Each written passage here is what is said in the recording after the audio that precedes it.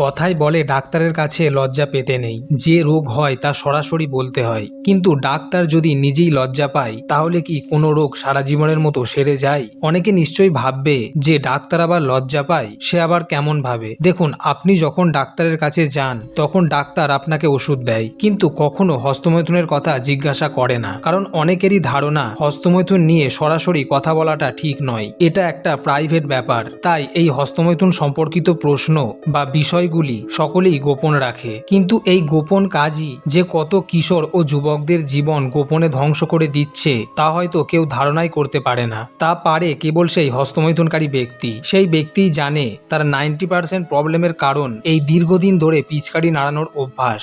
আরেকটি রিসার্চ থেকে জানা যায় যে বহু বিবাহিত ব্যক্তি বিয়ের পরেও এই পিচকারি নাড়ানোর কাজ চালিয়ে যাচ্ছে এবং এর সংখ্যাও বছরের পর বছর বেড়েই চলেছে।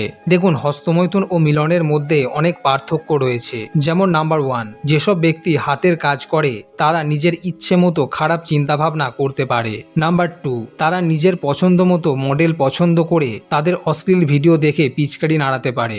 এবং নাম্বার 3, হস্তমৈথুন এমন একটি কাজ যা যখন খুশি নিজের ইচ্ছা মতো করতে পারা যায়। অপরদিকে যেসব ব্যক্তি এইভাবে দীর্ঘ বছর ধরে হস্তমৈথুন করে এসেছে তারা বিয়ের পর একজনের প্রতি বেশি দিন ইন্টারেস্ট রাখতে পারে না, তাই মিলন করা তাদের কাছে একঘেয়েমি হয়ে যায়। এছাড়া অশ্লীল ভিডিও দেখা ও হাতের কাজ করা ব্যক্তি যেসব কল্পনা করে নিজের পিচকারি নাড়াতো, বাস্তবের মিলনে সেই মজাটা তারা পায় না। তাই যারা প্রচন্ড হস্তমৈথুনে আসক্ত তারা বিয়ের পরেও এই কাজ ছাড়তে পারে না। কিন্তু দীর্ঘদিন ধরে এইভাবে চলতে থাকলে তার ওয়াইফই তাকে ডিভোর্স দিয়ে ছেড়ে চলে যায়। অর্থাৎ ফ্যামিলি প্রবলেম, ফিজিক্যাল প্রবলেম ও মেন্টাল প্রবলেম, সমস্ত প্রবলেমই একসাথে ঘিরে ধরে সেই ব্যক্তিকে এবং ব্যক্তি ধীরে ধীরে রোগগ্রস্ত হয়ে পড়ে দিনের পর দিন। অর্থাৎ এই সমস্ত প্রবলেমের সূচনা ঘটে সেই লাগাতার করে চলা হস্তমৈথুনের কারণে।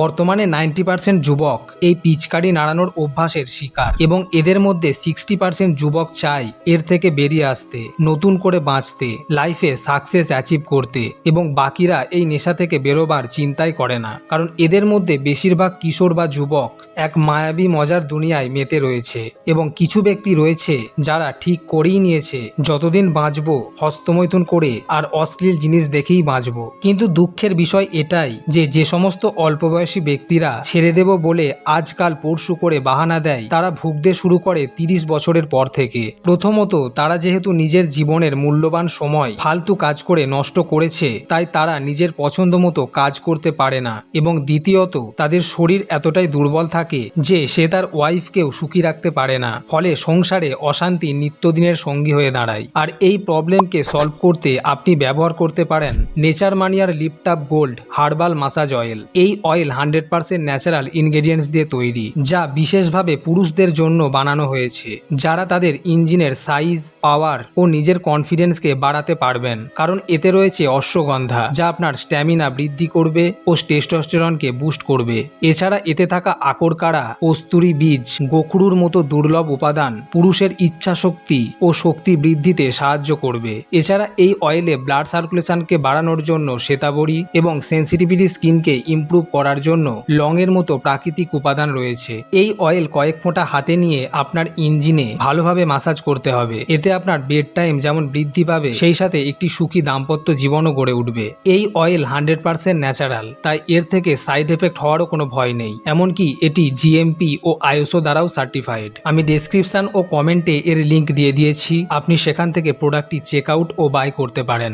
আপনি যদি মনে করেন যে এই অভ্যাস ছাড়া সম্ভব নয় তাহলে আপনি ভুল। কারণ বহু ব্যক্তি আমাদের ভিডিওগুলি দেখে হস্তমৈথুন ছাড়তে সক্ষম হয়েছেন। 16 দিন, 35 দিন, 40 দিন, 185 দিন, 5 মাস, এমনকি 8 মাস পর্যন্ত ব্যক্তিরা এই খারাপ মায়াজাল থেকে দূরে থাকতে পেরেছে। অথচ এইসব ব্যক্তিরাই একসময় প্রচুর পরিমাণে হাতের কাজ করত।